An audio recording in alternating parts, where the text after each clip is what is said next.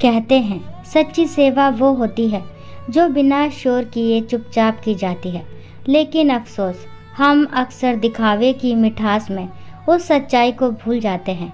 तो चलिए दोस्तों, आज की कहानी में एक ऐसी ही बहू की कहानी जानते हैं जिसकी निस्वार्थ सेवा को पहचानने में एक माँ ने बहुत देर कर दी। कहानी का नाम है असली सेवा की पहचान। अगर कहानी दिल छू जाए तो चैनल को सब्सक्राइब करना मत भूलिएगा। शारदा देवी के 2 बेटे हैं। बड़ा बेटा पुणे जैसे महानगर में रहता है, वहीं उसने अपने परिवार के साथ घर बसा लिया है और अच्छा खासा कमा लेता है। शारदा देवी अपने छोटे बेटे अजय और बहू स्नेहा के साथ लखनऊ में रहती है। उन्हें छोटे बेटे के साथ ज़्यादा अपनापन लगता है और पुणे जैसे भीड़ भाड़ वाले शहरों से उन्हें डर लगता है। उन्हें हमेशा लगता कि कहीं वह वहां जाकर खो ना जाए, इसलिए वह छोटे बेटे के साथ ही रहना पसंद करती है। अब तक उन्हें कभी बड़े बेटे के घर जाने का अवसर नहीं मिला, लेकिन फिर भी उन्हें रोहित और उनकी पत्नी तन्वी बहुत प्यारे लगते हैं।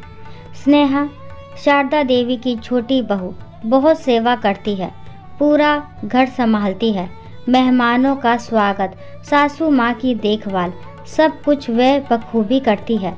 शारदा देवी को पानी तक उठकर नहीं लेना पड़ता, लेकिन तन्वी जो कि बड़ी बहू है, वो साल में सिर्फ 10 दिन दिवाली पर आती है और जाते समय सासू माँ के हाथ में मोटी रकम रख जाती है। इसी कारण शारदा देवी को तन्वी पर खास स्नेह है। वह पैसों के मोह में ये भूल जाती है कि स्नेहा हर दिन उनके लिए क्या क्या करती है। तन्वी बड़ी बातूनी और चालाक बहू है, घंटों फ़ोन पर बातें कर सकती है, बहुत मीठे बोल बोलती है।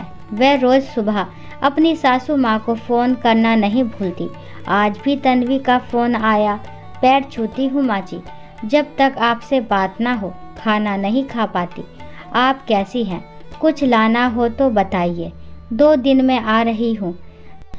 10 दिन के लिए, दिवाली आ ही गई है ना। और हाँ, स्नेहा से कहिए मेरा कमरा अच्छे से साफ करवा दे। छोटी बहू स्नेहा ने जब ये बात सुना तो मन ही मन बड़बड़ाई। लो आ गया फ़ोन। अब तो माँ जी के 2 घंटे निकल गए फ़ोन पर। जेठानी को सुबह सुबह इतनी बातें कहाँ से मिल जाती है।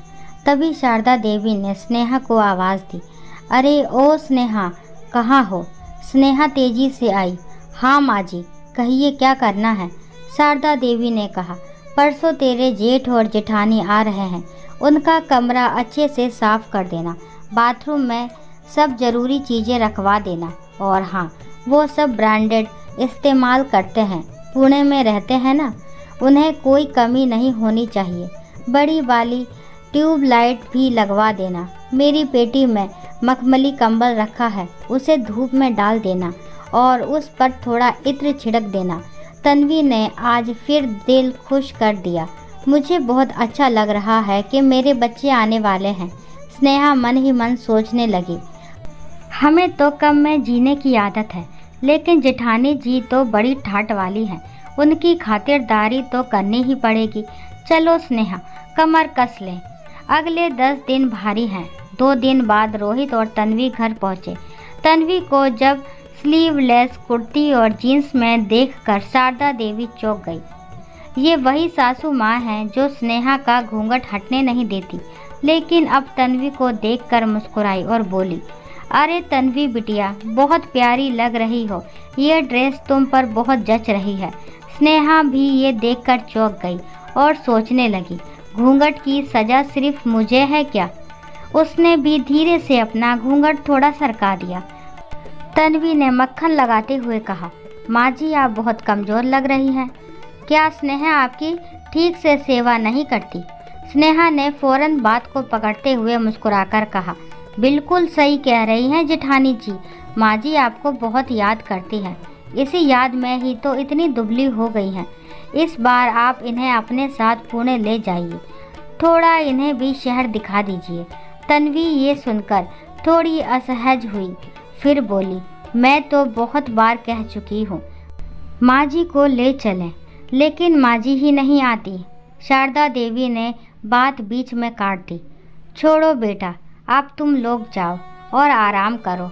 स्नेहा, बच्चों के लिए चाय नाश्ता तैयार कर दो। तन्वी को देखकर घर में एक नई चमक आ गई थी। शारदा देवी तन्वी की हर बात पर मुस्कुरा रही थी।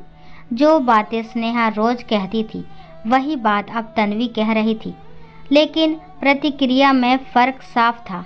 स्नेहा खामोश रही, उसने कुछ नहीं कहा। उसने पूरे 10 दिन तन्वी की सेवा में कोई कसर नहीं छोड़ी। चाय नाश्ता कपड़े सफाई हर काम स्नेहा ही कर रही थी, लेकिन तारीफ मिल रही थी तन्वी को, जो बस बातों में लगी रहती थी। एक दिन स्नेहा की बेटी सिया ने मासूमियत से शारदा देवी से पूछ लिया, दादी, मम्मी दिन भर आपका काम करती हैं, लेकिन आप तो बस बड़ी मम्मी की बातें करती रहती हो। शारदा देवी चुप हो गई। कुछ देर बाद उन्होंने जवाब नहीं दिया, बस सिर झुका लिया। अगले दिन तन्वी के जाने का दिन था। वह शारदा देवी को गले लगाकर बोली, माँ जी, इस बार आप हमारे साथ चलिए ना। देखिए पुणे कितना बदल गया है, आपके लिए बहुत कुछ है वहाँ। शारदा देवी ने मुस्कुराकर कहा, नहीं बेटी, तुम लोगों के पास सब कुछ है, लेकिन जो चीज़ यहाँ है वो शायद वहाँ नहीं मिलेगी। क्या? तन्वी ने पूछा। सेवा, बिना स्वार्थ के सेवा। यहाँ स्नेहा जो करती है वो दिखावे के लिए नहीं है। वो हर रोज़ मुझसे बिना कहे मेरे लिए सब कुछ कर देती है, और मैंने कभी उसे खुलकर आशीर्वाद भी नहीं दिया। गलती मेरी थी। तन्वी थोड़ी झेप गई। स्नेहा की आंखें भर आई, पर उसने मुस्कुराते हुए कहा, माँ जी, आप सब जानती हैं, मैं कुछ नहीं चाहती, बस यही दुआ करती हूँ कि आप हमेशा स्वस्थ रहें। शारदा देवी ने पहली बार स्नेहा को गले से लगाया। बेटी, तू मेरी असली बहू है। अब मेरी आंखें खुल गई हैं। मैंने सोने की परत देखकर असली सोना अनदेखा कर दिया था। तन्वी ने सिर झुकाकर कहा, माँ जी, स्नेहा जैसी बहू सबको मिले, ये दुआ मैं दूंगी। और अगली बार जब आऊँगी तो आपके लिए सिर्फ मिठाई नहीं, अपने दिल की सच्चाई भी लेकर आऊँगी। स्नेहा बालकनी में बैठी थी। तभी शारदा देवी ने आकर उसका हाथ पकड़ा। चलो बेटी, आज मंदिर चलते हैं। मैंने तुम्हारे नाम की पूजा रखवाई है। अब से मेरी सुबह की शुरुआत तुम्हारे चेहरे से होगी। स्नेहा की आंखों से आंसू बह निकले, लेकिन इस बार ये आंसू दुख के नहीं, सम्मान और प्यार के थे। हर दिन की निस्वार्थ सेवा दिखावे की चकाचौंध से कहीं ज़्यादा मूल्यवान होती है। जो बहू हर दिन सेवा करती है वही घर की असली रानी होती है।